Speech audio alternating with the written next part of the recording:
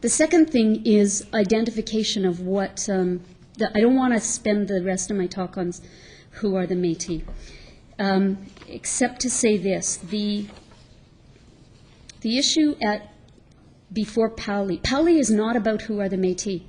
It isn't. It's about what's the test for harvesting rights. It's not about who are the Métis. So only to the extent that we have to come up with something to identify the Métis who can claim the right did we delve into this question. And we were very clear at the Supreme Court of Canada in particular. This isn't a reference question. We can't define Métis all across Canada or for the purpose of the Constitution in one case. We can't do that, nor do we think it's the job of the court to do it. I personally think it is absolutely not the job of the Supreme Court of Canada to define who the Métis people are. I think they have the right to define who can exercise the harvesting right, because that's their proper job. Because it is, in the Constitution, it's the Aboriginal and treaty rights that are protected, so they have a vested interest in setting out the proper principles and test for who can exercise those rights. But who can define the Métis? No. However, we set out some basic principles. And this is what is sitting on the books, the law right now, as from the Court of Appeal, which is that he said he wasn't going to, Mr. Justice Sharp at the Court of Appeal, he was not going to define the Métis.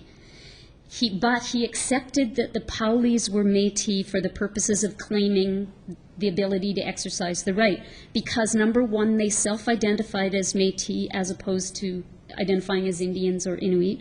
Number two, their genealogy showed that they were the descendants of the historic Métis community that claimed the right.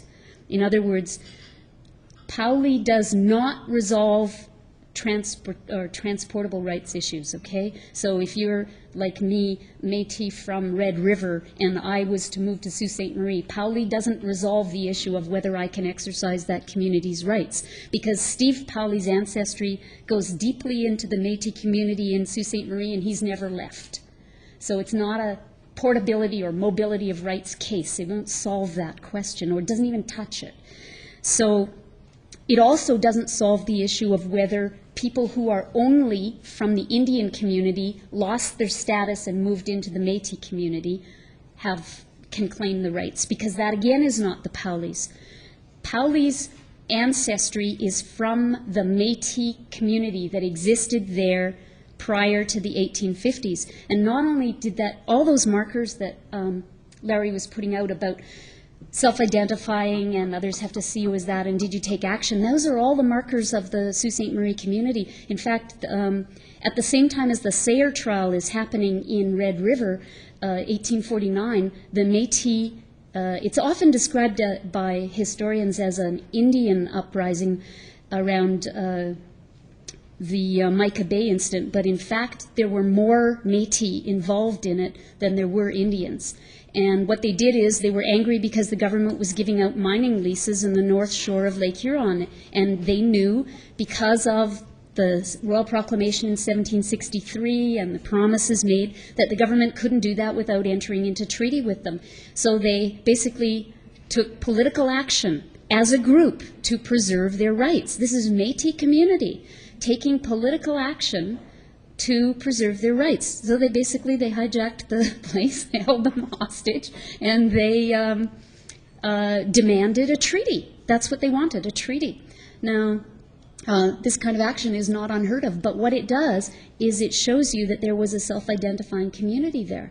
They were there ready to preserve their rights, to stand on taking political action, to say, we're here, and you are not going to come in here and ruin our lives without making a treaty with us.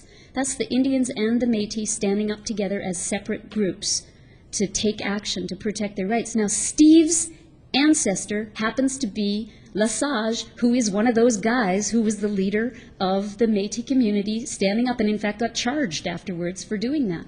Steve's direct ancestor. So he is rooted and genetically connected to the pre-existing historic Métis community in Sault Ste. Marie. Now, what happened after that?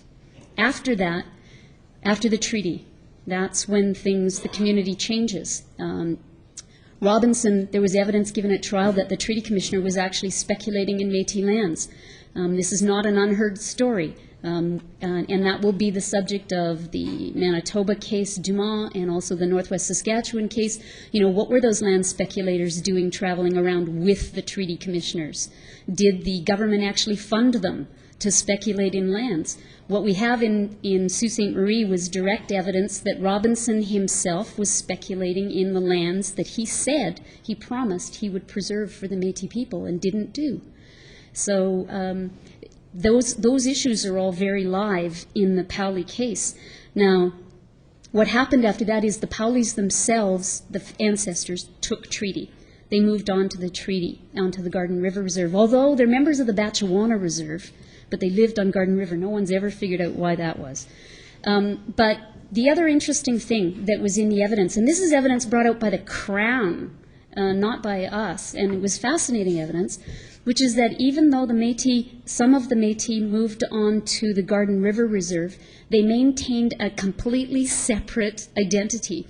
They lived on a different part of the reserve, and in fact, they also, they were known as the half-breed end, and they were like the half-breeds over here. And in fact, they were so politically active that there were fights over, they actually came to an agreement with the Ojibwe chiefs that they would alternate political office. So for 2 years the chief would run it, and then the next 2 years a Métis guy would run it, and then 2 years later the chief would run, and 2 years later the Métis would run. That's how divided that community was.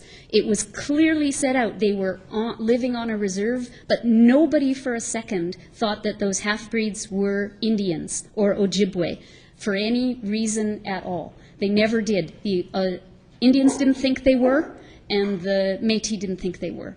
And that evidence all came out by the Crown's own expert.